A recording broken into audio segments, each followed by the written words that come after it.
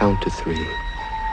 Come with me, and you'll be in a world of Do, re, mi, fa, sol, la, ti, do. You have found Daniel Donato's Lost Highway.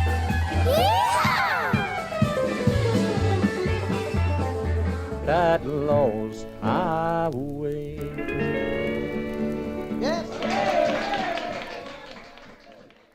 Howdy, y'all. We are here, episode 45 of the Lost Highway podcast. I am Daniel Donato, and this is the podcast of all things Cosmic Country. And it is 8:28 in the morning here in Nashville. I'm going to take a sip of this Bustelo coffee out of this Grateful Dead mug. Unbelievable. Tastes better because it's a Grateful Dead mug. You know what I'm saying? 2 thoughts this morning, y'all. So, I was finishing some exercise at the gym this morning at the YMCA, right? Doing a little bit of cardio. And I was scrolling through the Avett Brothers discography on Spotify because music is free now, kind of. And the Minion Yet record, I don't know if I'm pronouncing that correctly, but I'm going to confidently pronounce it incorrectly and probably be fine. I've been a fan of theirs for over 10 years. I love every song that they even put out. Even the songs I don't initially like, I go back to them years after. I'm like, yeah, I get it, and that's the beautiful thing. So 2 things I'm thinking about here. I just had this beautiful comfort scrolling through the discography. It was like, man, they took a lot of swings before they actually had a hit at it. And we live in this culture now today where it's like, if people start thinking if you're not successful by the time you're 30, it's like, might as well hang it up and try to go do a little something different. And it's like, I don't really know if that's actually the case. It's all right to take a lot of swings at something if you can build a community around you, a circle around you, and a lifestyle around you that creates joy and happiness while you're in the process of just pursuing success. The thing that actually makes it tough and shitty and stressful, the only thing that really makes it hard, is the expectations you put on yourself. Now, granted, a lot of people might have external variables that make things, definitely add pressure and urgency to their life. But watch out for the pressure that you're putting on yourself. Make sure it's wise and make sure it's not coming from a unrealistic expectation that's not even grounded in a very rational and well thought out plan. And I'm very, very guilty of that. I've been doing it my whole life, even since I was in fucking kindergarten. I remember doing it. So it might just be the way some people are wired. It might be related to the personality traits of conscientiousness and intellect, which is the intelligence of abstract thought, right? And then I might be wrong because I'm certainly a dumbass. And then also industriousness. If you're an industrious person and you might be intelligent and you also are pretty creative, that might be hard. Like that might actually not be easy. It's a pretty interesting thought. Now, here's one more. Check this out. I think if your mission statement is to deliver the truth, and so you literally serve the truth almost as if it's like a tangible force, a force that is not abstract. Like Trey Anastasio, there's a great video of him. It's like 1 minute and 30 seconds long. He's like, music is the most real thing to me. And that hit me. It's like, yeah, you should let music be real to you. Like, let it be a real, tangible feeling and let it be a real force that's in your life. Because music, at least on this planet, I guess, is just really it's just truth is all it is. So if you can, good music that lasts, and here's what I'm getting at here. The Avett Brothers and a lot of bands like them, whether you don't like them or not, they have served the truth and they were disciples of truth and practitioners of truth.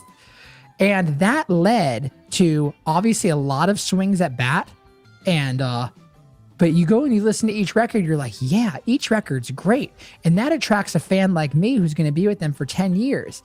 And now here we are into 2021 and they've been doing this for decades now. And they're only getting larger and they're only getting more real. And it's a beautiful thing. And it's like, so pursue the truth. Do not pursue some identity that people want to put upon you. And here's the thing. And it's if you pursue the truth, and here's what I'm getting at.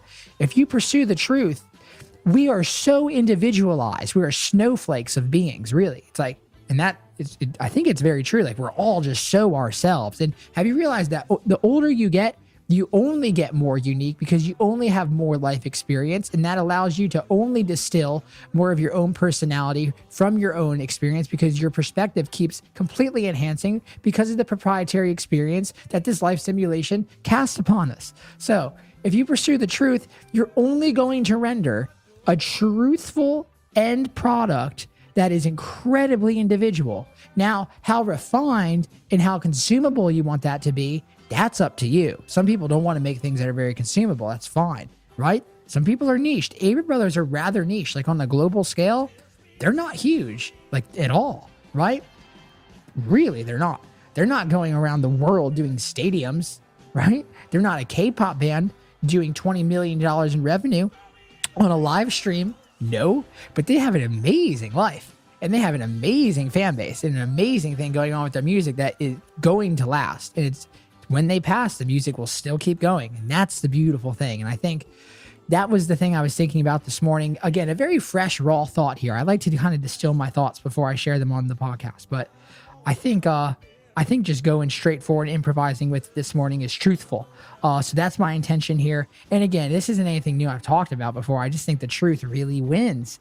And it was just another example of it this morning. So it's all right if it takes you a couple swings at bat. It's taking me several swings. And pursue the truth, because you will find who you are in the truth, and you will find the people who love who you are in the truth. Stay patient, stay persistent, stay positive.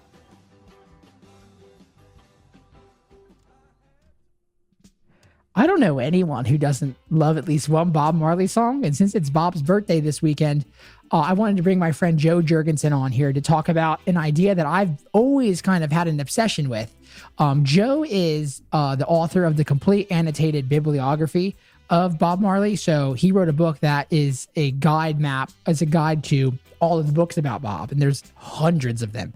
I was giving Joe a couple private guitar lessons via Zoom, and we started talking a lot about his influences. He likes the Dead. I love the Dead. He loves the Dead too, not likes. And I wanted to ask him about this concept, which is there is such a direct correlation between classic country music and classic reggae music, right? So not in the modern sense of modern reggae and modern country, but in the classic sense.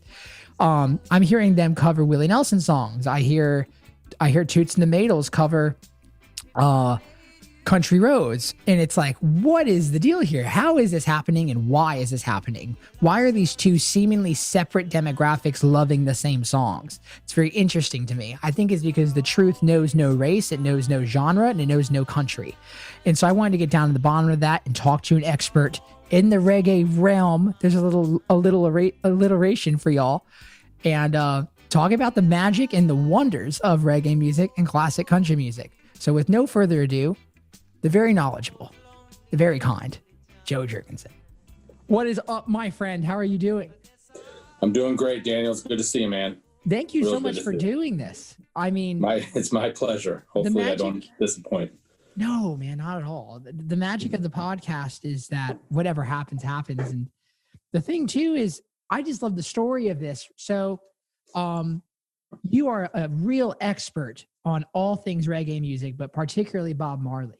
And that was a huge part of my inspiration in the early years of music. And we met by mutual guitar instruction. You reached out to me for some lessons, and then we started talking about music. And then you sent me the book that you made of the history of all the Bob Marley biographies that have been published. You sent me some Peter Tosh recordings, and something I've been really interested in is the connection between country music and reggae. It's very real.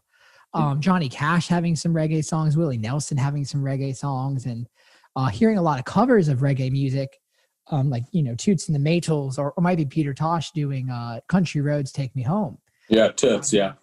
It's like, what is up about that? And I think it's that mutual shared burden of hardship within the culture, and a lot of elements similar to that. So, man, you're such an expert on this. I'm very ready to just pick your brain. Well, I'll start by saying I'm not an expert. I know a lot of experts in the different fields of reggae per se, and especially Bob Marley and the Wailers and Peter Tosh. If I have any expertise whatsoever, it would be about the books, just because I've been nose deep in those things for almost 20 years now. So I know my books pretty well inside and out. I know every spine of every book. I know if I ever see a book that I've never seen, or it looks a little different, it'll catch my eye in a split second. Yeah, man.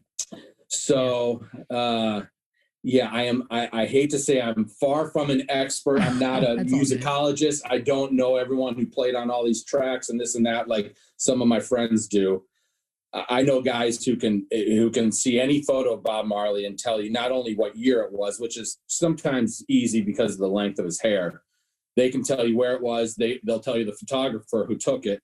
Wow. And they know how many photos that particular photographer got of Bob Marley on that particular shoot, that particular concert. These guys know their stuff inside and out. And I've seen guys that have different expertise. So I've seen guys that are just into 7-inch singles, into the 45s. What? I've even seen guys who are only into the labels. They're not even necessarily into the actual record itself. They just want to catalog every single label from every 7-inch single, 12-inch single, 12-inch LP from around the world. Because as soon as you start getting outside of Jamaica, the USA, England, there's a lot more of the world that was getting these Bob Marley and reggae records. It's kind of weird. I had no idea that he kind of has almost a Grateful Dead like following, where there's bootleg collectors and there's collectors of all ephemera, Wailers and Bob Marley, and they know they're very archival in their knowledge, and there people collect him and they collect his work and his truth that lives on in whatever medium that it is. And I had no idea, because people like me, I largely probably just heard legend, and that was enough, and that was it for them, because it's so dense with so much beauty, it's in live recordings and in demos, right? And you ever tell me a crazy story about the demo of Redemption Song? Yes. Well, here's an interesting thing. I was taking my son to lacrosse last night. Lacrosse, and I have a lacrosse. There you go. About 5 feet over that way, I probably have maybe 500 different Bob Marley CDs and cassettes. But last night, I'm taking my son to lacrosse, and Redemption Song, the band version, comes on. And that's what I was telling you about. The original version of Redemption Song was a full band song. And right before they were about to put the album out, Chris Blackwell, who owned Island Records at the time, suggested to Bob that maybe you just try this one acoustic. Let's see what happens. And he had never done that on any of his albums, just an acoustic track like that. Oh, man. So I believe he and his keyboard player, Linda, they laid it down, probably one take, and put it on the album as the last song. And it turned out to be, the last song before he passed of an album that he was completely involved with. And look what that song became. And I even told my son last night, he's only 13. I don't know how engaged he was, but the song probably would not have been that big had they not done that acoustic treatment. Because even last night I listened to it with, some critical ears, and it's not nearly as moving or catching as that acoustic track. What is it that you think encapsulates in a short way why you're so obsessed with the music of Bob Marley and the Wailers?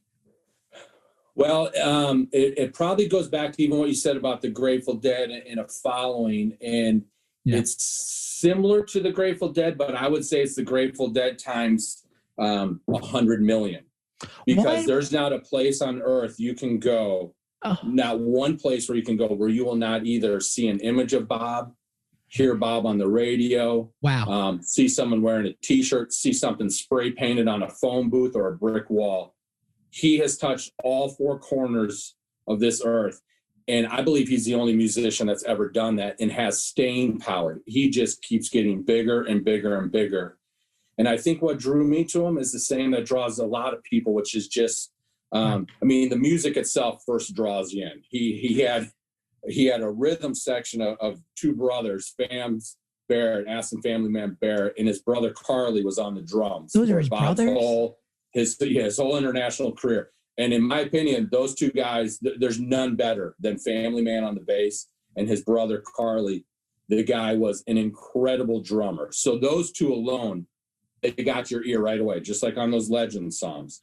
Yes. And then once his lyrics, they're so easy to understand, and he did that on purpose. He even said, my lyrics, I want them to be so easy that even a baby can comprehend and understand what I'm saying. A lot of writers in Nashville will be on the first verse of a song and we'll have the first line that inspired the song. And then there'll be a couple lines in. They're like, I don't like that. It's too simple. It's too easy to understand. But then, you know what I'm saying? And it's like, there's a disconnect there between the people who create and the people who consume. Yes. And Bob was very aware of the people who consume, from what you're saying. Very aware. He was making Bob felt and knew he was on a mission. He knew his time on earth was limited. He had predicted that he would be dead at 36. And so it is well known that he was a taskmaster with his band. He rehearsed them as hard as any band leader can rehearse a band. Songs they'd been playing for years, they would be in rehearsal and they say Bob would go over and over and over the same song that they played 1,000 times. He wanted everything perfect. I wonder why. And he because he knew how important it was. He knew he was taking this message to the world, and he knew he was planting seeds out there, and he didn't want any misunderstandings, misconceptions. And he wanted to obviously be taken seriously in the beginning, and not be a novelty act, a Jamaican novelty act, which reggae was kind of viewed at, as he was starting off. It was considered novelty music. And this was serious business to him. I mean, this was as serious gift. He believes he was born to do exactly what he did. He even said those lyrics weren't really his. It was just Jah, or God was just using him as a conduit to put these lyrics out to the world, even to non-English speaking people. And we see that they understand it. Man. And everywhere he went. Yeah. Wow. He channeled it. He channeled it big time. Man, a lot to unpackage on that, because you hear a lot of people, even in a modern sense, you hear a lot of people say ideas are just that we're just a conduit. Bob Weir infamously, or maybe not too infamously, Joe Rogan says the same thing.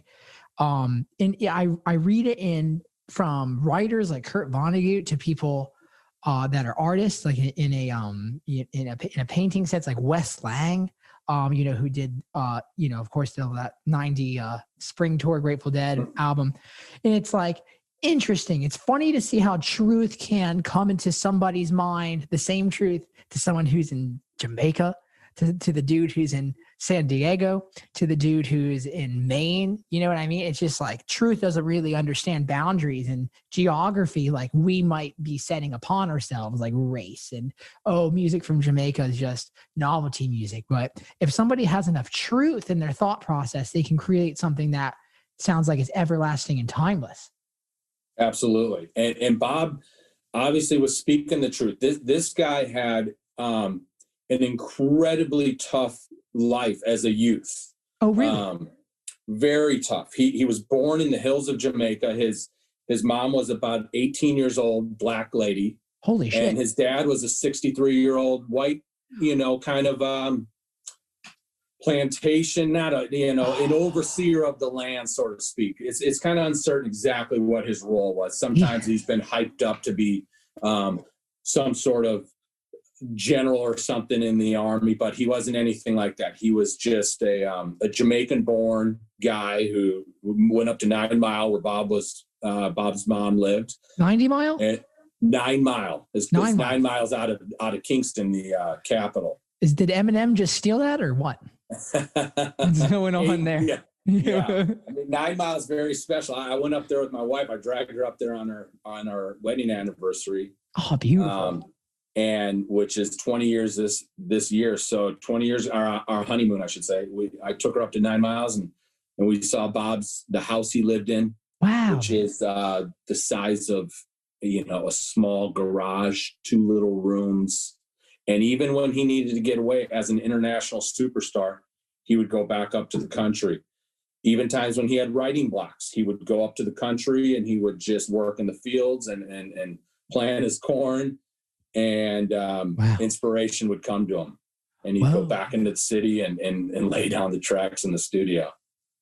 Whoa. Funny, man. You hear a lot of great artists doing that. John Denver never stayed in the city.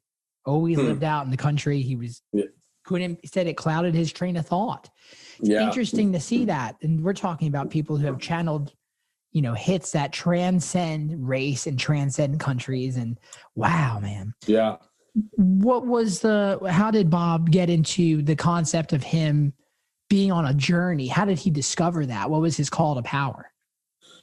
You know, they said his mom always said, even as a youth up there in 9 Mile, he was almost a clairvoyant. He would read people's palms. And according to the people, he was pretty accurate with his palm reading. But at about 5 years old, his dad, as soon as he was born, was pretty much non-existent. And at about 5 years old, his dad convinced his mom to let him come and take Bob from the hills, from the country, bring him into Kingston and in the city to get a proper education, which she reluctantly agreed to. In the end, he ended up just dropping him off with an old lady to take care of and fend for himself for about 2 years. No way. I have 3 kids now. All of them have been 5 years old at one time. Most 5-year-olds don't know how to tie their shoe, more or less fend for themselves in one of the world's roughest cities, Kingston, Jamaica, and care for somebody completely on his own. He was almost considered an outcast because of the color of his skin. You know, he was a mixed breed, they call him. Even some of his relatives on his dad's side called him a little German boy. And terrible. He had a hard time with that. And all that is just what kept going into his mind, and the idea of rejection. And there's a pretty good documentary out there called Bob Marley, or just called Marley, I should say. The latest documentary was put out however many years ago. And the whole theme of that movie is rejection, how Bob was basically just kind of rejected his whole life and really had a fear of rejection. Although they omitted the part I just talked about, which to me is almost the genesis of his rejection. I mean, his only father takes him out and leaves him on the street. He never saw him again. He died when Bob was about 10 years old. My God. What? Yeah. And so the guy grew up, it was not easy. But as soon as he went back into the hills, he told his mom he stopped reading palms. He's singing songs now. Sang her a little Mentos type calypso song, and she eventually moves down into the city with him, and one thing leads to another, and he was a welder at the time, so he's about 15, 16 years old, and catches a piece of metal in his eye. And very painful, and pleads with his mom to let him go into the music business and stop all this, hands-on manual labor stuff that's going to put metal in his eye. She agrees. Wow. And at 16 years old, he goes into the studio and records 2 songs that he wrote himself at 16. And they still stand to this time. The lyrics that he put out at 16 years old with his first song, Judge Not, are incredible. Judge Not? Yeah. You want to look on TikTok now and what people are singing at 16. It's not Judge Not. It's not Judge Not. Right. Before you judge yourself. That's a classic song. Yeah, he just had it in him. He had it in him, no doubt about it. See, no one would ever thought this, man. People would have thought Bob Marley was if you think of the archetype of which probably is wrong, the stereotype of someone who's from Jamaica, someone who's just kind of stoned, drinking out of a coconut all day and not rehearsing. And it's just not accurate at all. And that's very, very low level topsoil. I don't think that at all, but you could kind of think about that and it would just be, and it's not factual. And it's well, that's very wild to hear the depth of his story. Wow. Sure. Yeah. And the musicians that surrounded him at the time, we're talking 1961, 62. These guys were top-notch musicians in Jamaica. They'd been listening to American radio and a lot of it was still a lot horn-based with the ska music. These guys were virtuoso musicians who probably practice on average, 18, 20 hours a day, 7 days a week. because that's what they did. They practiced their music, and they're going into the studio and laying tracks down with 1-track recorders. Everyone's live. There are no mess ups. There's no time for screw ups. There's no overdubs, obviously. When did Bob start playing guitar?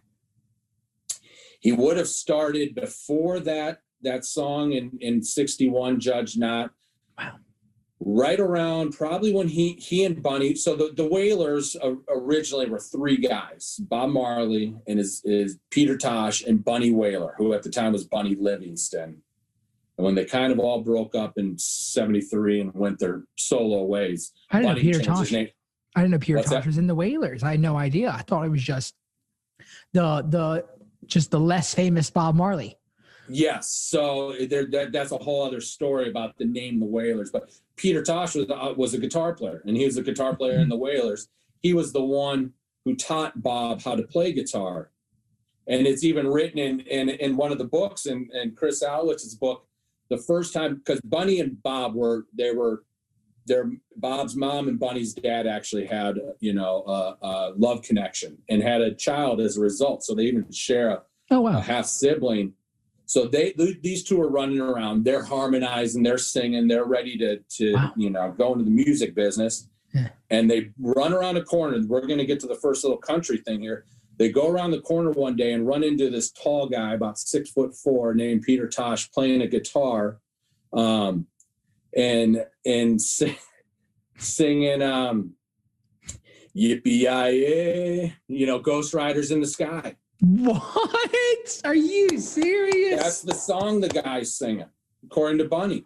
An old Singing on cowboy his went guitar. riding out one dark and windy day. That's it. What, sir? That's the song he's singing. So the first time these 3 link up, one of them singing an old country western song, Oh, my God. And from there, they formed the trio. They went through some name changes. They had a mentor, this guy named Joe Higgs, who is a legendary Jamaican singer and just all-around music guy. And he took them under his wing. He was a few years older than them, and he taught him harmony and wrote them hard. So after Bob's first song, it wasn't probably 2.5 years before they recorded their first song, went back into the studio. So for a good 2 years, they just rehearsed and rehearsed and rehearsed. And then finally went into the studio and dropped their first single, which was called Simmer Down. How'd that one do? That one was a hit. Bob's first ones weren't so much of a hit, but as soon as they went to Simmer Down, and they're talking to the people, the kids in the street, the rude boys, as they call them, simmer down. It's getting too hot. They just wanted to cool the atmosphere a little bit, What a simple, you could say simmer down right now in 21 already. And it's like, wow, so simple. Where's that simplicity coming from? Have you read up about his approach to that and letting that be part of his conduit? All I really know is he just intentionally, and obviously from an early age there and early in his songwriting, he wanted simple songs. Wow. The message to get through crystal clear to anyone that was listening. No ambiguity, Man, that's so astounding. Because it's like the thing that's really weird about someone who makes things is that you have to get over the initial love of how it feels today. And then you get over the initial love of how it feels a week from after it's made, a month, a year. But Bob Marley songs aren't going anywhere. No. Like they're staying around as long as there's music. They're staying around as long as their music, maybe the longest of anyone. I mean, Bob even said his music will last forever. He said that? He said it himself. This guy, he just knew how special it was. And he said, yeah, my music will last forever. What? And he not in any sort of arrogant or cocky way, because Bob wasn't like that at all. He was very accessible to the people. When he was in Jamaica, he would hold court in his yard, and when people needed money, they would come see Bob, and he would talk to everyone, and he would mingle with everyone, and was very accessible his whole career. Never turned down an interview. Didn't matter how rough things were. Didn't matter if he had cancer racing through his body. Never turned down an interview because it was another opportunity to get the message across. But in his interviews, he never talked music. He never talked about his songs in interviews. He basically just talked about Rastafari and you know, his religion and Jah. And that's what he wanted to get through in his interviews, and then let the music speak for itself. Kind of get both sides of it. Two birds with one stone, you know? My God, that's heavy. And there's so many artists out there giving interviews where it's all about their own story and their own thing. And he was selfless. He was a servant to the muse, to Jah, to God. Yes. So that's the weird thing too. Like, have you ever thought about the fact that this is someone who's creating music openly for and through and with God in what he calls God, right? Jah. Was it Jah or Jah? Jah, like Jah. Jehovah. Oh, come on back. Yeah, Jah. Yeah. And then, of course, the Rastafari. So you got God, and then the Rast. We can get into that later or whatever if you want. But yeah. Well, it's funny because it's religious music at that point, but I bet there's a lot of people out there who listen to quote unquote music that is for religion, and they might not dig Bob Marley. And there's a great irony to be found there. Has that thought ever struck you where it's like the thought that has crossed my mind on several times, and I've talked to people about this, is it would be interesting if Bob substituted Jesus for every time he said Jah or Selassie. I bet most people would probably get, turned off to it in a way. It would seem very preachy or Christian music because he says it a lot. But it comes off very smooth in the context of his music. But if he just changed that to Jesus, I have a feeling it wouldn't go over quite as well. There are some Christian reggae bands out there, and they do all right, but nothing like the ones espousing Rastafari and Haile Selassie. So what is that second staple that you just mentioned? Haile Selassie? I have no familiarity with that at all. Okay, so this is the foundation of Rastafari. Oh. And you would never say Rastafarianism because they don't deal in isms or schisms, So what you're talking about? No isms or schisms. What? Yeah, it's just even in Get Up, Stand Up, we're sick and tired of the ism schism. Die to go to heaven in Jesus' name. We know and we overstand. Living God is a living man. So it goes back to the early 1900s, around 1930, maybe. Haile Selassie. Well, even a little bit before that, there was a great man out of Jamaica, Marcus Garvey. He was almost a Martin Luther King type of guy, and he was all about Black pride, Black freedom, returning to Africa, repatriation. And he supposedly told the people as he was leaving Jamaica to go out and spread the message one day, look to the east for the crowning of a king. And when that day comes, he will be the Redeemer. So fast forward a few years, 1930, this guy gets crowned Emperor of Ethiopia, Haile Selassie. He claimed direct blood lineage to King David and Queen of Sheba. And if you read the book of Revelations, it says when Christ returns, he'll be the King of Kings, the Lord of Lords, conquering Lion, tribe of Judah.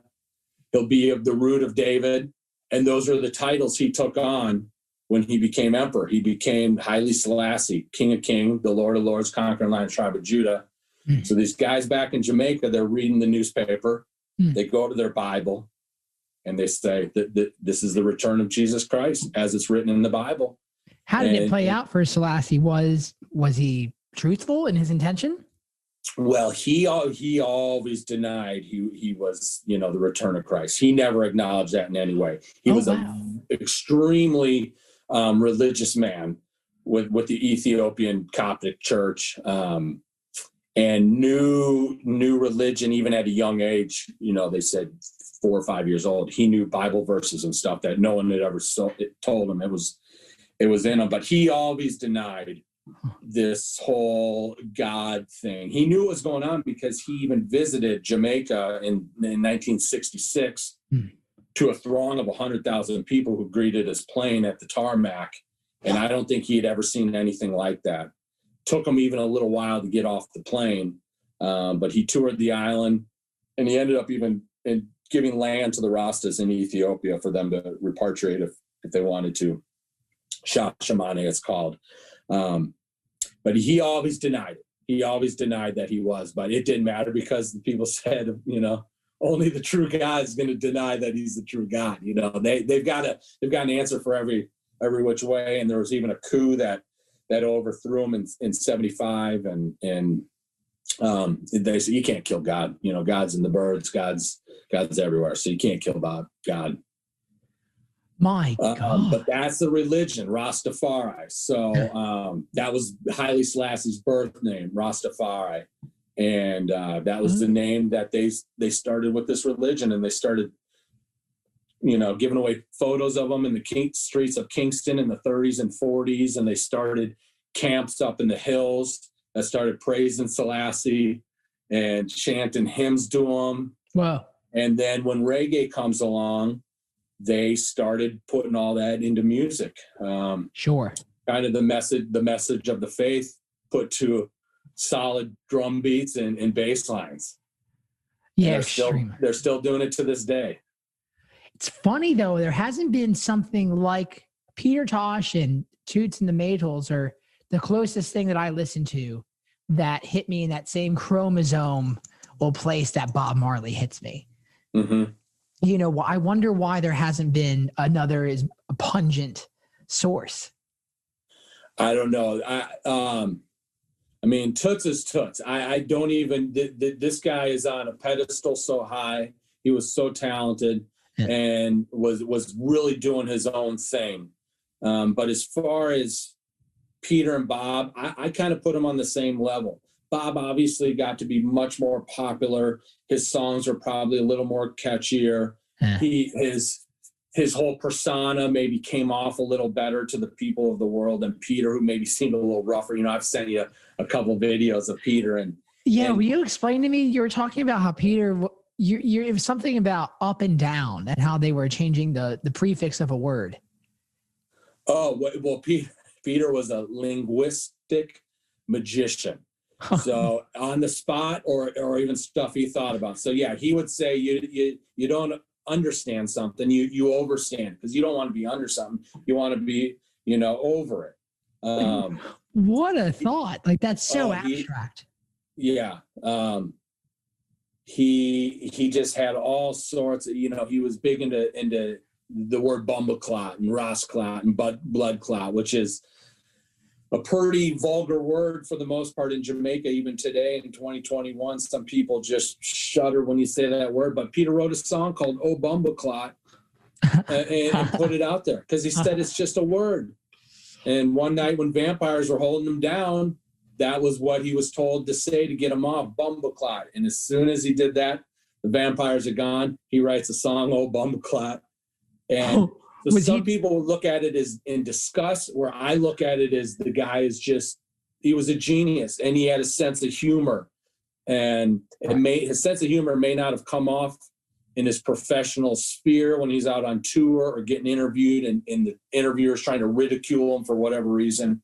But he was known as being a very funny guy who liked to joke around. And obviously you watch some of his speeches, and the humor's there if you can overstand it. Overstand it. That's a real. What is it like? How obviously not the same. I think it was Kanye West. He was talking about how in Africa they don't do diets, but they do lifeys.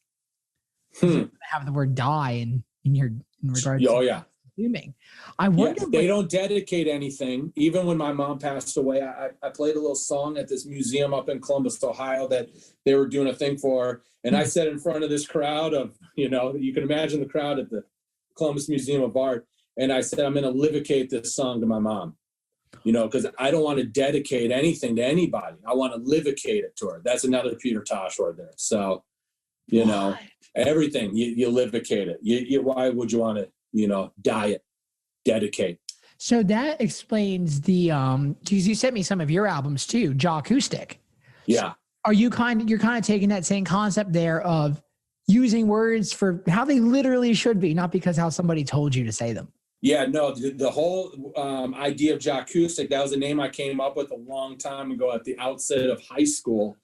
And our music was very acoustic. We played acoustic reggae. So it was, in my years, it was its own little thing. We weren't even using electric guitars. We were using regular drums and electric bass, but That's cool. a lot of acoustic guitars. So Jackoustic, it came together like that.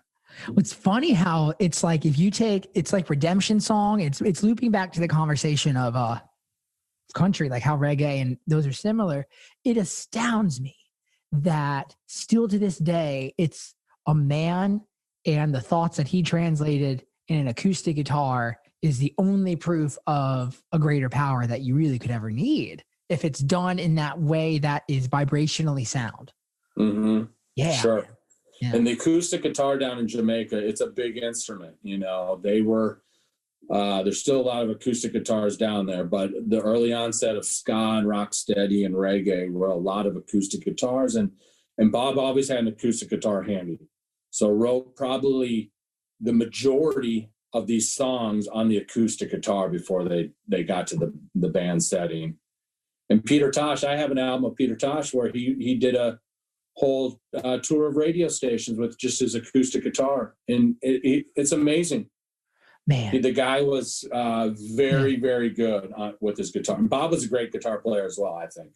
but Peter was definitely the more prolific and proficient one. Yes, and Peter, taught Bob how to play the guitar at first. And Peter, when the Wailers were first starting and went on their first tour in '73, it was just Peter and Bob on the guitars. They didn't have any other guitar players, no keyboard players. And so Bob would just hold down the rhythm in the pocket. And Peter, with his new wah-wah pedal and whatnot, he would just go off and be a regular, lead guitar player if he wasn't singing lead on the song. So that's him on like No Woman, No Cry. No. So they broke up in 1973. Okay. Because, it could be Peter and Bunny felt like Bob was getting too much of the spotlight from Island Records for the first two albums. And they felt that they needed a little bit of their own spotlight, rightfully so, because they all went solo, and all three of them ended up putting out tremendous works. Oh, wow. So in hindsight, for a fan, thank God they broke up. It would have been nice to see them together, but now we get 3 times the music because they decided to do that. Right. So after that, they brought on Junior Marvin and Al Anderson, Junior from the UK and Al from the US, and even Donald Kinsey along the way a little bit. But that's who's playing the solo, like on No Woman, No Cry, Junior Marvin. So Peter was not in the picture anymore. That would have been in 1975 where No Woman, No Cry came about. From a musical theory perspective, in respect to the content that we've been discussing on our private one-on-one sessions, we're talking a lot about major pentatonic, and we're talking about 1, 4, 5, and 6 minor, and like, Three Little Birds is those chords, No Woman, No Cry, and a variation of those chords, and the soloing that's going on over that music is pretty similar to what a country musician would be playing. Sure. Fascinating to see that manifest. Yeah, or even, they were, both of those guys were probably coming from more of a blues standpoint. And what happened is the Wailers, Bob and Bunny and Peter, they were in England. They get stranded in England from Johnny Nash. Johnny Nash was kind of the guy, I can see clearly now. He was kind of the guy that broke Bob Marley to begin with. He's down there in Jamaica. He goes to a Ground Nation, which is kind of a Rasta gathering with drums and all that. He meets this guy, Bob Marley, a young Bob Marley, and goes back to his hotel room and says, I just met this guy out there who played me dozens of songs of his, and every single one's a hit. Every song he played is a hit. So they signed Bob to a little contract, take him out on the road in the UK, leave him high and dry.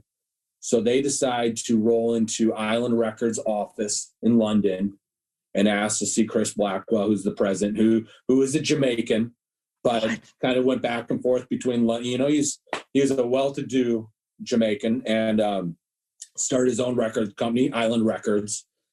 And they went in there and convinced him to sign him. And he gave him about $8,000 that day to go back to Jamaica and record an album and deliver it to him. So they go and they record Catch a Fire with that $8,000, which is an incredible album. Whoa. But when they deliver it to him back in England, Yeah. Chris wants to rockify it a little bit, make it a little more accessible to the rock audience, because that's who he's trying to break them in. You know, he had Traffic, Steve Winwood, that was a big band of his, and he just felt like the Wailers would do well if it just was attracted to a few more ears. So he had some studio musicians come in and record all this guitar stuff and more keyboard stuff, and really changed it up a little bit. If you hear the two albums, they're pretty different. But you can't fault, some people fault Chris for doing that, you know, that he diluted the music, or somehow it wasn't as pure after Chris got his hands on it. But in my opinion, he look at the end result. He knew what he was doing, and it worked. Bob was okay with it. So, you know. Okay. I bet Bob was probably all right with a lot of flexing of certain things, but it seems like with lyrics and him singing the songs, he wasn't going to let anybody get in the way of that. Yeah, no. There's even a song later in his career called Punky Reggae Party, and written by Lee Perry, and his drummer Carly and Fams didn't want to play on it. They felt it wasn't roots enough. It wasn't, you know, roots rock reggae, which they were into. Bob said, no problem. I'll get other musicians. I'll go into the studio and lay it down myself. You know, he didn't care. He was never going to let that sort of thing stand in his way. Continuing on his mission. Someone saying he wasn't reggae enough, or he wasn't roots enough, or he wasn't Jamaican enough. He was very smart in mixing very clear, perfect Queen's English with his lyrics, but just the right amount of Jamaican patois. So he always appealed to the Jamaican people, because every song's got a little something in it. It may go right over most people's heads or ears, but it's in there, just little phrases, little sayings. So he always kept that Jamaican. What's a good example of that? Well, let's think of one cocoa full of basket. Used to live big, today tomorrow you're buried in a casket. So one cocoa full of basket. That's just a Jamaican term. A lot of Jamaican anecdotes. There's a book about all Bob's lyrics written by a Jamaican who breaks down all this stuff, even for a guy like me. It's like, oh wow, I never knew that's what he was saying, or that's what he meant. You know, sus upon you. Spread rumors, you know. So just little Jamaican stuff like that. It's funny that there's a Grateful Dead book called I think it's called The Grateful Dead Lyrics Annotated or something like that, and it's right over there. Man, right? You get into that book and you look at Direwolf and you look at Phenario, and it's like it's in a real place, but in your mind it evokes the right chemicals for it to be a real enough place for you to make a song. I got an idea of what Phenario looks like in my head. Yeah, you're absolutely right, you know? Yeah.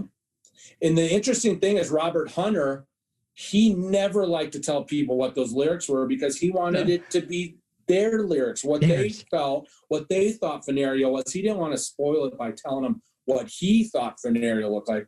Where Bob, he tells you exactly what his lyrics mean. So there's no misunderstanding of what he's talking about, you know? Really? A real difference right there, if you think about it. And that manifests within Bob's maybe interviews, or is it just within the simplicity of the lyrics themselves? I think both. You know, the simplicity of the lyrics speaks for itself. And then he would back it up in interviews. When he would say, you know, I want these lyrics to be so simple that even a baby can understand them. I mean, Robert Hunter probably would never say anything like that. That's the thing. That's so wild. That's so wild that somebody was that empathetic for the listener. I mean, it's not wild. It's common sense, but you don't hear about people doing that like on their natural accord. It's not to do that. Yeah. A lot of the time. That's beautiful. Yeah. like I said, he was on a mission from 1961 until 1981. He was on a mission every day of his life, 7 days a week. Whoa, man.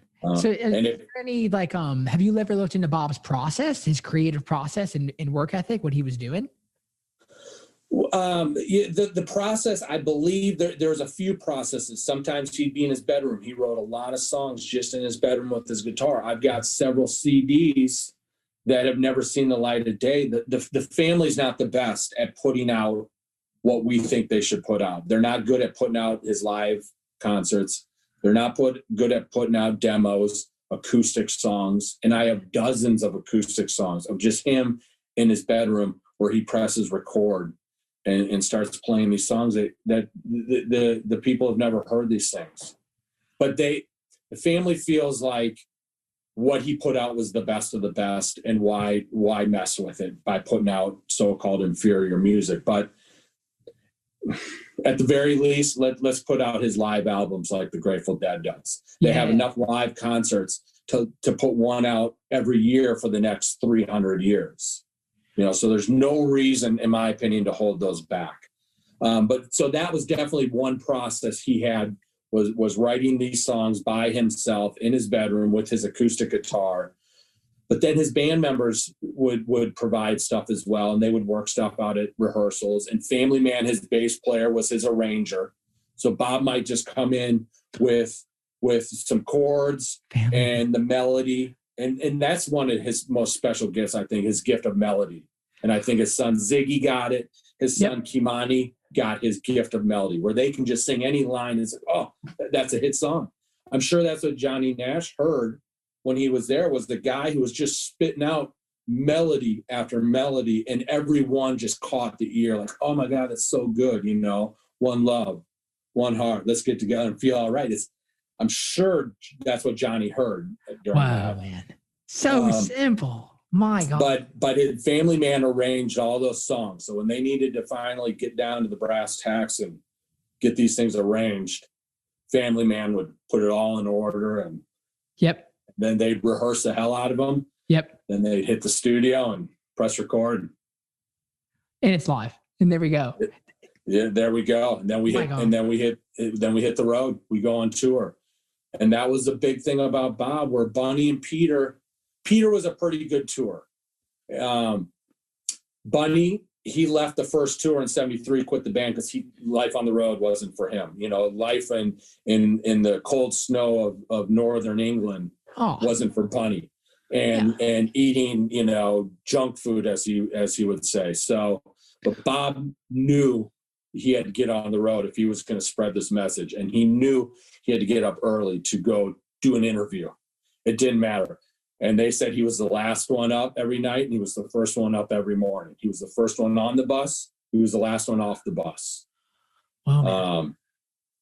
A work ethic like no other. But he hit the road with that band and would play any show. Heck, even in 1980, right before he eventually succumbs to his cancer, he's opening for the Commodores at Madison Square Gardens. And people around him said, Bob, you're not an opening act. You just played for 100,000 people in Italy. What? You're not an opening act. And Bob wanted to reach that audience that the Commodores were bringing in. He always wanted to reach the black audiences, because a lot of the audience, when you go play, especially in the U.S., but I'm sure elsewhere, the majority, it was white people in the audience. And he wanted, he even sang a song, play Eye on the R&B. I want all my people to see, we're bubbling on the top 100, just like a Mighty Dread. He wanted the radios to play his songs. He wanted the black people to come out to his shows. And so that was a way to get in front of a crowd that's going to come out and see the Commodores. Now, they said 2 nights in a row, he blew the roof off the place. And as soon as he was finished, half of Madison Square Gardens left with him, But whoa, can you imagine Bob Marley at Madison Square Garden? That might be one of the best things ever. Sure. It would be amazing. My to see God. him at any of these venues, really, if I could have. Sounds like vision is the thing that was his guiding light. It was the vision and his mission thereof for it. Man, that's beautiful. It's funny to see it all play out. Even it keeps on playing and it keeps on growing after his passing. Yes. Oh yeah. You know, he had 11 children. Whoa, sir. He has. Is that cultural, or is that more of a religious practice to have? That would probably be more cultural in Jamaica, you know, because only one wife, Rita, who he had 3 children with, one adopted child, and those were the oldest 4, Sharon and Sedella, Ziggy and Stephen. So those were Rita and Bob's 4 children. Those are the 4 that became Ziggy Marley and the Melody Makers for all these beginning years. But then you have Damian Marley, and you have Julian Marley, and Kimani Marley, who's probably my favorite. And now we're into the grandchildren. We got Joe Mersa and a couple of these other grandchildren. They're at it, and I tell you what, they're all talented. This isn't kids just riding grandpa or dad's coattails. They all have a very special talent, and it's all good. It's all good. It's all good. All the music these kids are putting out, it never disappoints my ears. And you definitely, in our conversations that we've had, you have no problem being transparent about your opinion about something, especially if it falls below an expectation, you know? And so you would say that, because you see that a lot. You see a lot of people with cool dads who are in music, or cool dads or moms that are actors and actresses, and the children try to go and pursue it, and the light is not there. No. It's a very interesting thing. And we see that. We've seen it in music, and I won't name who I think I've seen it with, but yeah, with Bob's kids, it's no joke. They got touched by his gift. It came through him into them. I have no doubt about it. You know, especially Ziggy. Ziggy's the eldest son. I believe Ziggy was born in 1968, so he's probably about 52 now. Ziggy has put out, he's got to be close to 20 albums, I would say. And every song it's good. You know, he doesn't, and he's got the gift of melody like his dad, so he can just sing a melody and he's got you. The gift of melody, yeah, man. Yeah. There is the thing that kind of mainly sparked this idea too was Countryman, the Willie Nelson album. Yeah. It's like we're talking about the dojo master that has spent the most time serving the music, country music. Then it's got to be anyone alive is Willie Nelson, especially at that degree. You're talking about the Yoda. Yes. You know, in the realest way of the Force, and truly. And for him to go in and serve the muse down in Jamaica, very fascinating. That sparked my curiosity. So I'd like to know what you think about that whole thing, maybe what you know about it. Well, so it's great that Willie did that, right? I mean, Willie's the greatest. He's the coolest. And the fact he went down to Jamaica and records Countryman and embraced the music like that. But country music in Jamaica, it's very big. And I've talked to some people in preparation for talking with you today. Oh, right. Just to see firsthand, how did this music get down there? And there is a lineage to it that you can trace back. And it really goes back to the 40s and 50s. They're watching a lot of these Western movies in the movie theaters and picking up on the country and Western theme. So that alone already started their fascination with country music and with outlaws and with names like Josie Wales, who there's a reggae, toaster who took that as his name. And they've always, and it's big throughout the whole Caribbean. And they were getting signals from radio stations down from Nashville. They would get signals out of Miami, and they'd get signals out of New Orleans, but they got some out of Nashville. Wow.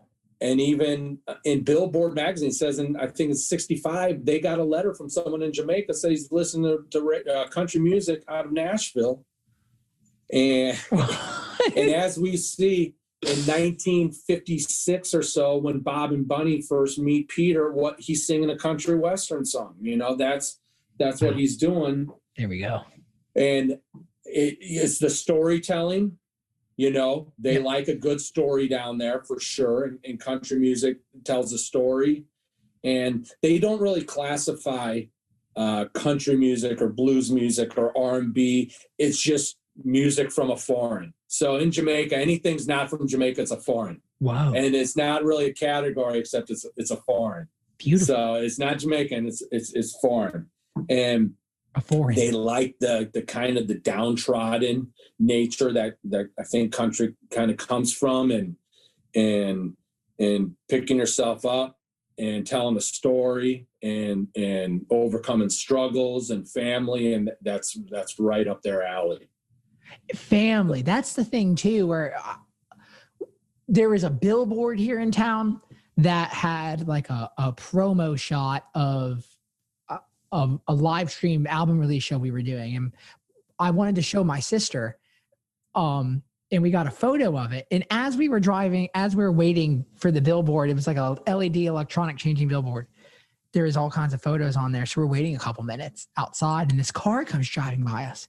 And what's playing through it was like, I think it was WAP by Cardi B, which is just like so not that family thing. And it's very crazy to see, to come to the thought where it's like, that's one of the most popular songs in the world right now.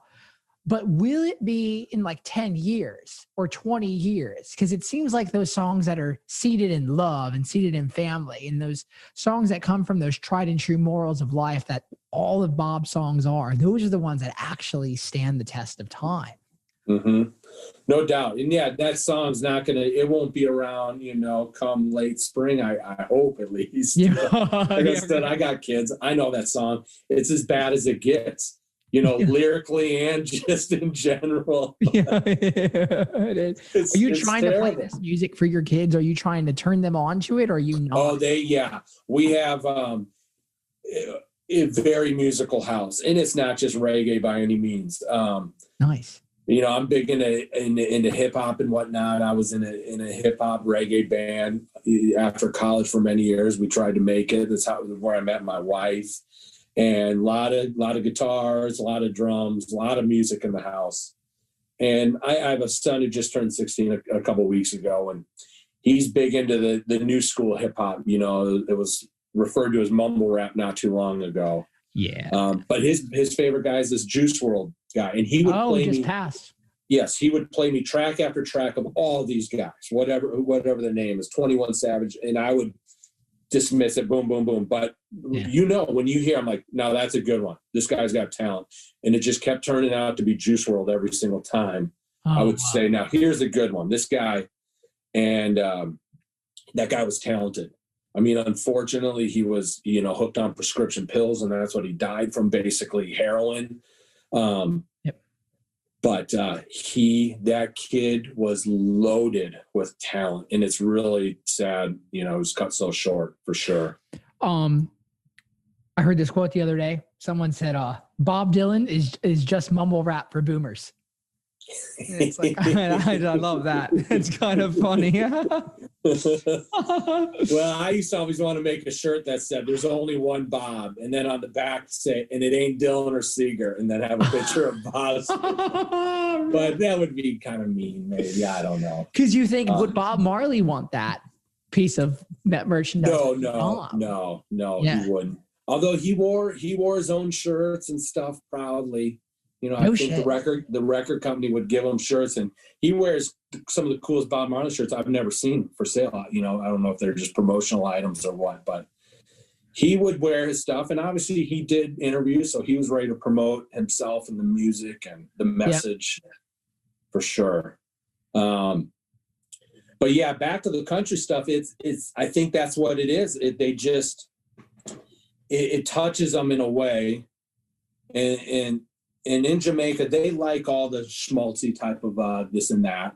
So they're into, even the toughest rude boy could be into whatever that we might think is a little, foo-foo. But it's cool to see for us to have a long conversation so we can talk about how a couple things, first and foremost, how the stereotype of someone like Bob Marley might be very infactual, very not right, you know? And then two, that the stigma that country music has surely is partly true, but also is not. And it's cool to know that someone who likes legend could also perhaps find a refuge in country if they look in the right places. It's kind of weird. Like there's a couple artists that like, you listen to reggae? Well, yeah, I listen to Bob Marley. It's like, well, you listen to country? Yeah, I listen to Johnny Cash. And it's like, it's funny to see these major like disciples of truth rise through these genres, and they just stay. Even when they're gone, long gone, their music is here to stay, man. And it's beautiful to see that. So I appreciate you taking the time to trace those. Yeah, for sure. And yeah, the Bob's, it's not going anywhere. That's for sure. It just gets stronger. He sells more records or downloads or whatever every year. Are you serious?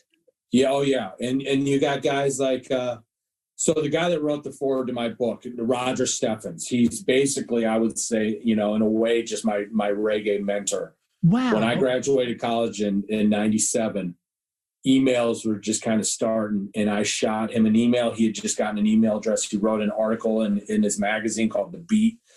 And I just emailed him, and he responded. And for whatever reason, he took me under his wing. And he taught me about collecting memorabilia and what to keep an eye out for and this and that. And he even told me about the first time he went to Jamaica, and he and his wife traveled down there in the mid 70s, and they're ready to go buy records. They bought a lot of cash just to go buy singles. They just want to go to the record store. Oh, you have some singles right there. Buy singles, yeah. And what plays on the radio when they get in the bus is nothing but Patsy Cline and country and western music, he says. And they were so disappointed because they thought it was just going to be a reggae paradise, but instead they were bombarded with country and western music, you know, everywhere they turned. I love that, man. That's amazing. So it's there, no doubt.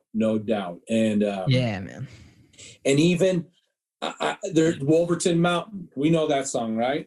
Yeah, and come on. I've got stuff we could even play, but oh, nice. Claude Gray, right? Yeah, we're allowed to do that too, man. Look at that, Claude Gray. Yeah.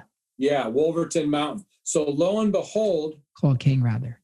Yes, Claude King, right there. So Roman Stewart, he records his own version of Wolverton Mountain in 1975, and my buddy Carl Peterson, who did that Peter Tosh disc. Yeah. And who also produced our Jacoustic albums. He's the one who produced this album and played bass on it. Oh, what? So I called Carl and I said, Carl, you know, tell me what made you guys choose this song? And he said, well, it's just a big song. And we just wanted, to do it. Roman really liked it and I liked it. And so we recorded it. And I said, well, how did country music play into your life and into Jamaica?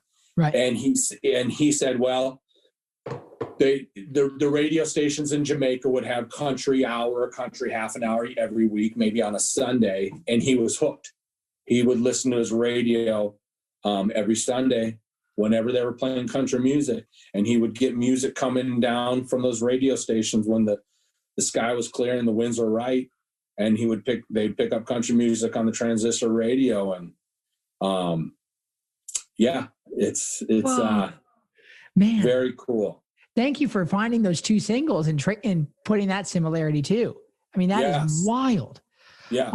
Do they sound similar? Well, we could find out if they do. I would love that. Let's hear this, because to me, this is almost the quintessential reggae version of a country western song. Let's see how the volume is here. All right. Here's Claude King, of course.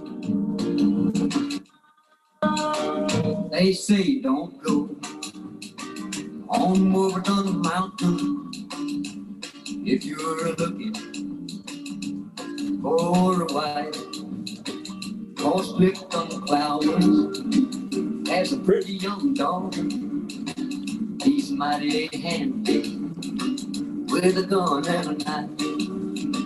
Her tender lips are sweeter than honey and Wolverton. That's great, right? That's such Really? a great song. All right, now we are going to get a mid 70s, which was like the heyday of roots rock reggae, 1975. The quintessential reggae treatment.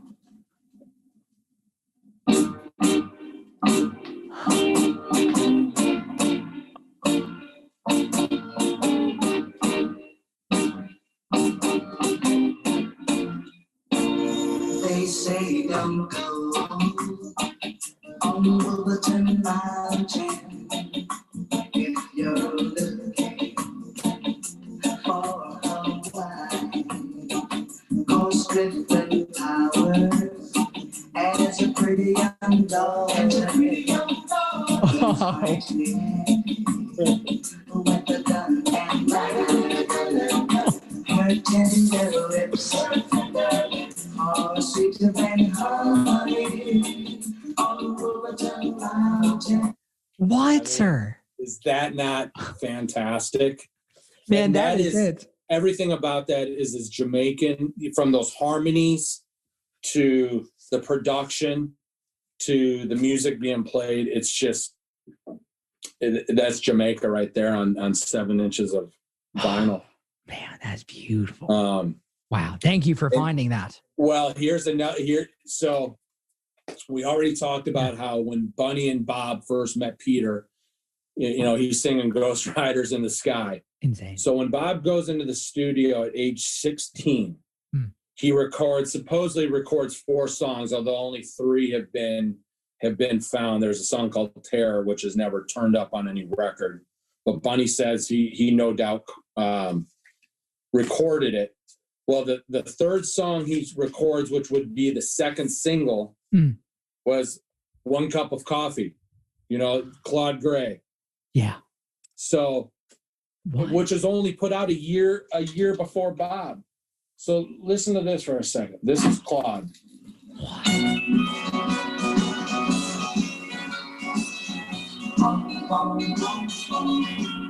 I'll just have a cup of tea, then I'll go. Thought that I just drop by and let you know that I'm leaving town tomorrow. I'll cause you no more sorrow. Yeah. A cup of coffee, then I'll go. I broke the button, Michael, you said to do. That's my favorite part. I brought the money like the lawyer said to do. So now we have a 16-year-old Bob Marley. This isn't the original 7. If it were, it would be worth, several $1,000s. Oh, shit. It's a repress. I've never found out what made Bob choose this song, because he wouldn't have had a lot of, people wouldn't have been telling him this and that at that point. He's 16 years old. Yeah. Going into the studio, and he records this. What? What? Guys.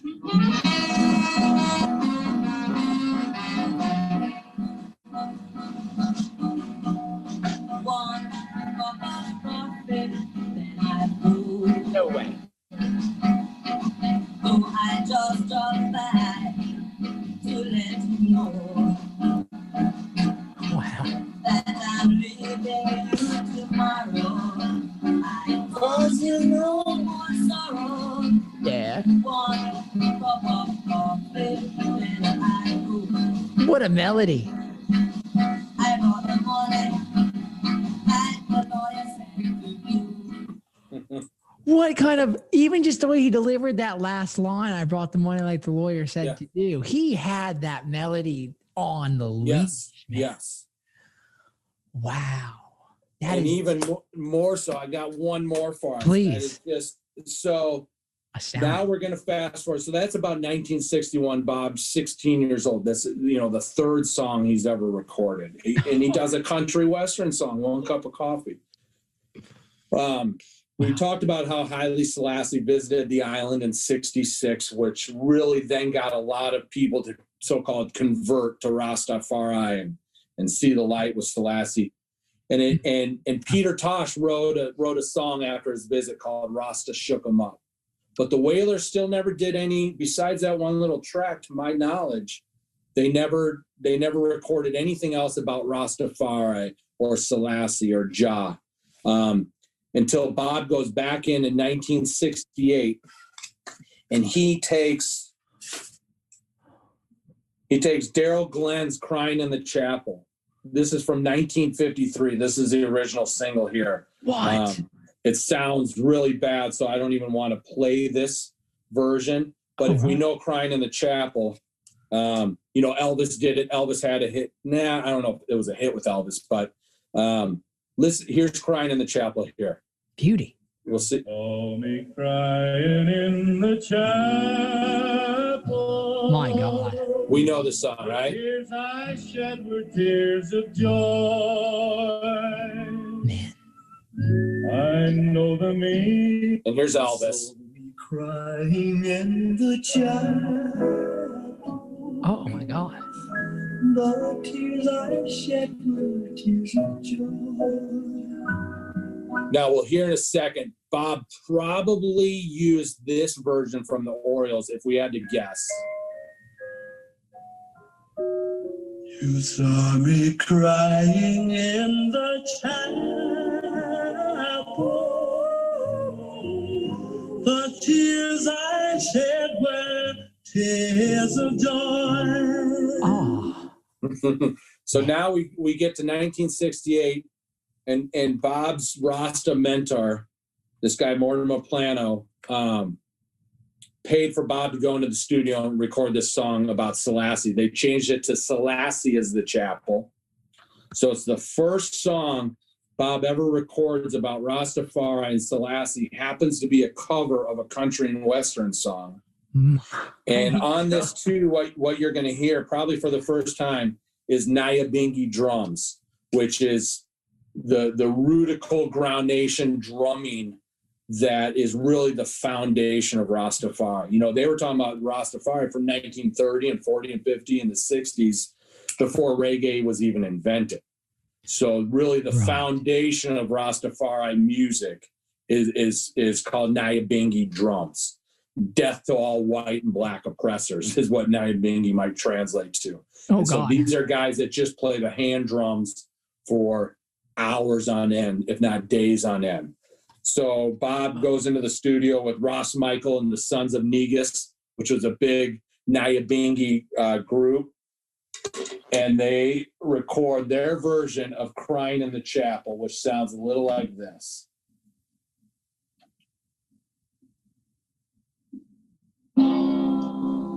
Yeah. Selassie is the child.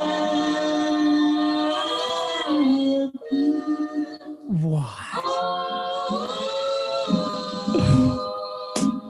The drums are coming. Forward the Trinity.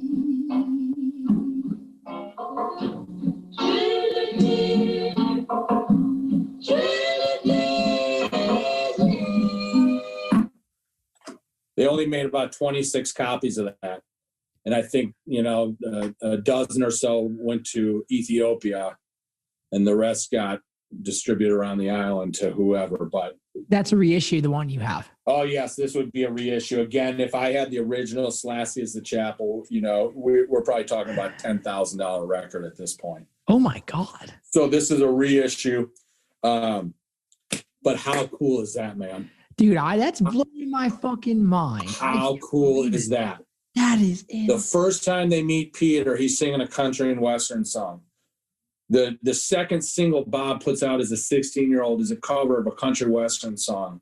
The first time he ever lays down in the studio songs about Rastafari and Selassie and using Rasta Nyabingi drums is a cover of a country and western song. I can't believe it.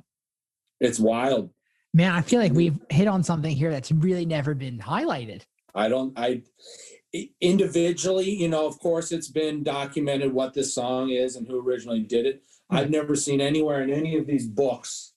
You know, I've got about 700 books about Bob here. I don't think I've ever read someone put it all together like this and just connect the dots, make the connection.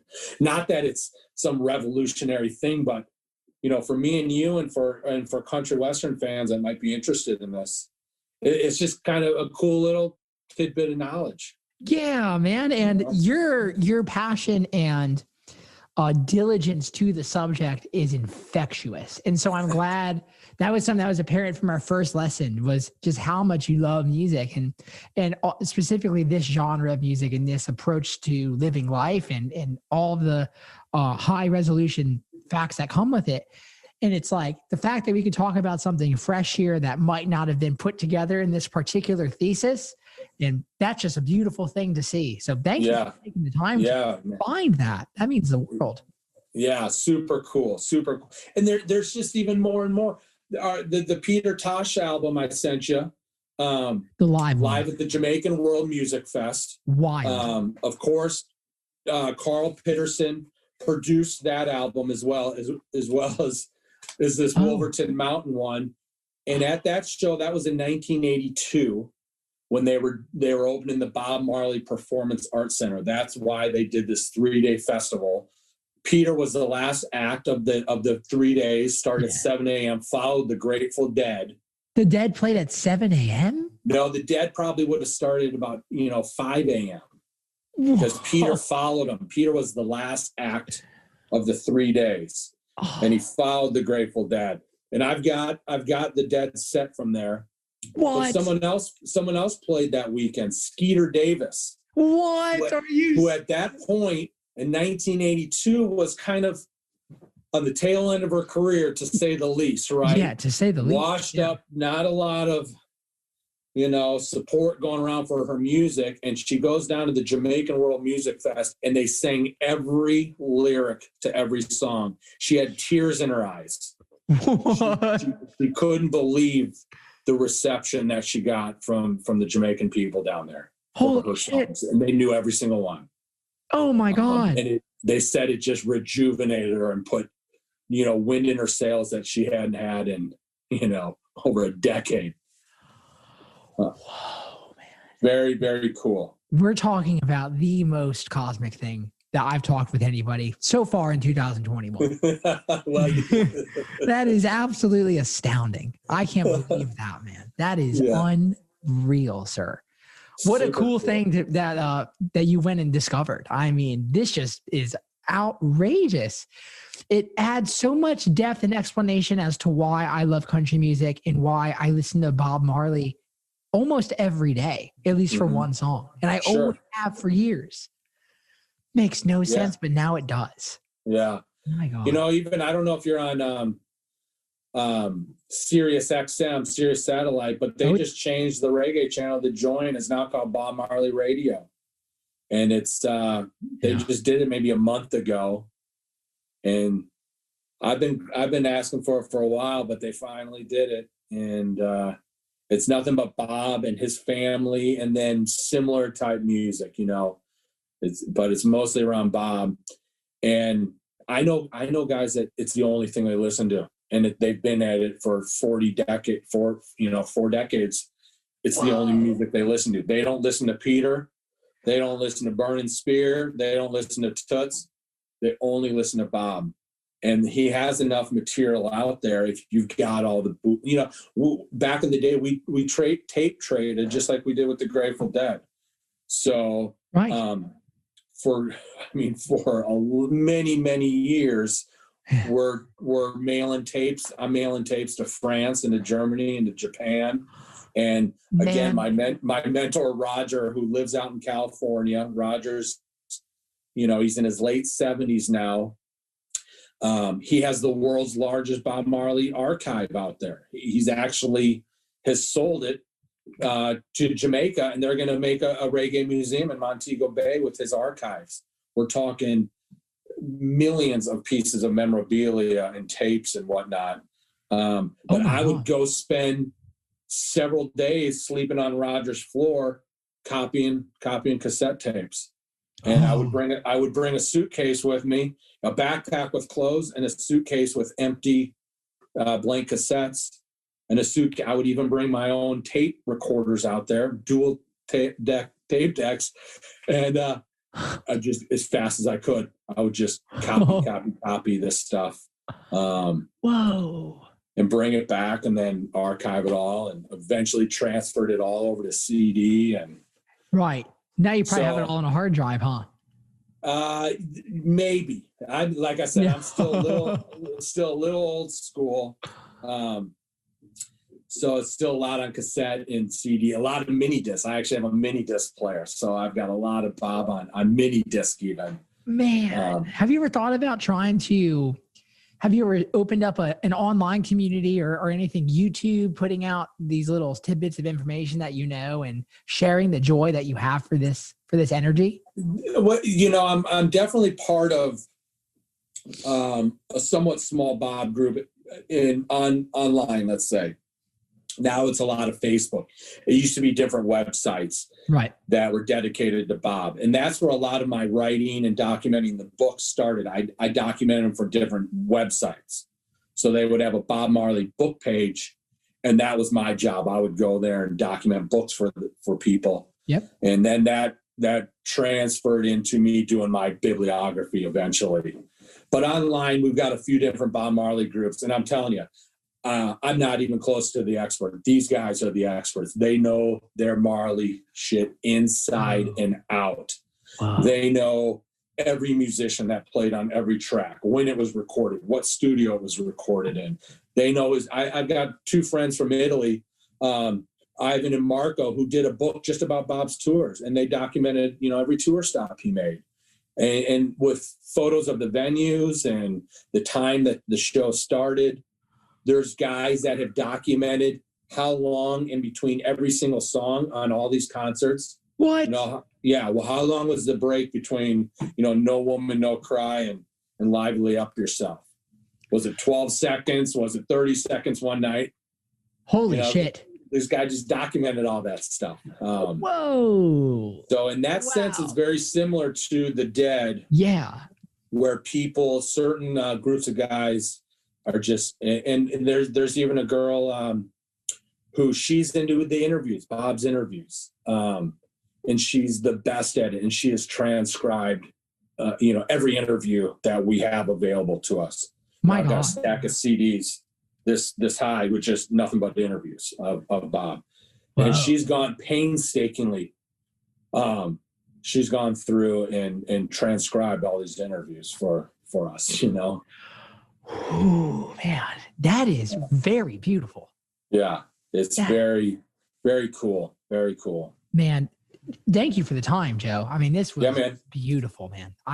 There's so much to learn. Like it's weird to, it's weird to see this. It's very odd. It feels like I'm discovering still. And it's just like with music, and this is another like a lightning rod of inspiration. It's very crazy.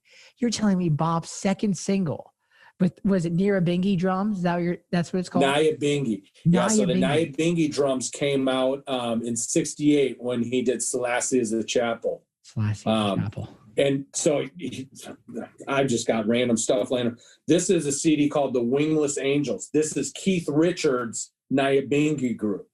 What? So even Keith has basically his own Nyabinghi group that he's produced this album in a really nice wooden box set of these guys. And it's just all, whatever you want to call it, indigenous, foundational, just roots music, Rastafari with drums, the heartbeat.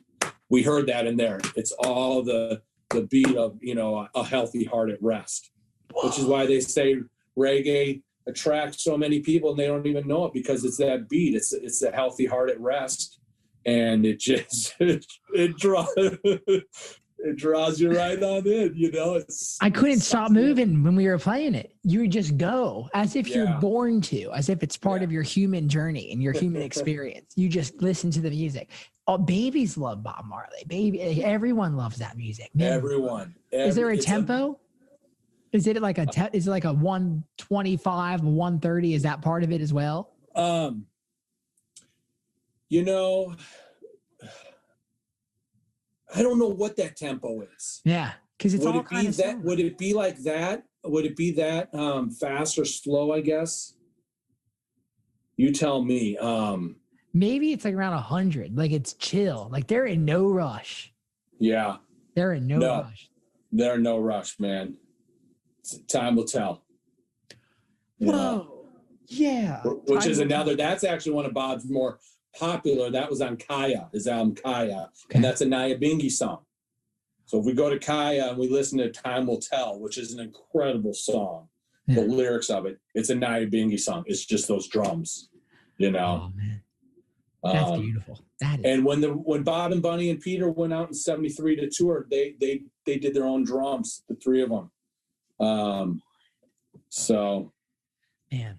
Lots to be had with this music, and it's all good. It's a good message. You can play it for the kids. You can play it for anybody. It speaks to so many different people around the world, and it's nothing to be ashamed of. And it's fun to promote, and it's fun to listen to, and it's meaningful music. You know, his songs have meaning. That's the biggest thing that differentiates him from so many popular artists. His songs mean something. Wow. They mean a lot. They're literally food for some people to get through their day, because they may not have any food, but they've got Bob or they've got reggae, and that will sustain them throughout the day. Whoa, man. That's a reality. That is it's a reality. There's a lot more downtrodden people around the world than not. And this music speaks to them loud and clear, and they feed off of it. Whoa, man. It's powerful. For sure. My God. Joe, thanks for this. I mean, I learned a million things. Thank you so much. I appreciate it, Daniel. Yeah, One right. love, man. One love, my friend. Really fantastic. It's unbelievable. Life is filled with so many very captivating trains of thought and wonderful splendors that you can dive right into and learn, and therefore discover more about yourself and the powers of music and how it is a dream catcher of truth. So thanks to Joe Jurgensen for coming onto the podcast and sharing his knowledge. Thank you guys for listening. Please feel free to follow on Spotify, review us on Apple Podcasts, subscribe to us on Patreon to support the podcast so we can stay ad-free, and join the Cosmic Country Club on DanielDonato.com. Boy, man, we release the most exclusive content on that email chain before it goes anywhere. And we just cut a new record. Those people are going to hear it first. The insights that I'm going to share about cutting the record are going to be shared there first. Guitar tabs, videos, all of the Cosmic Country content you could ask for. Thank you, guys. Stay patient, stay persistent, stay positive, stay cosmic.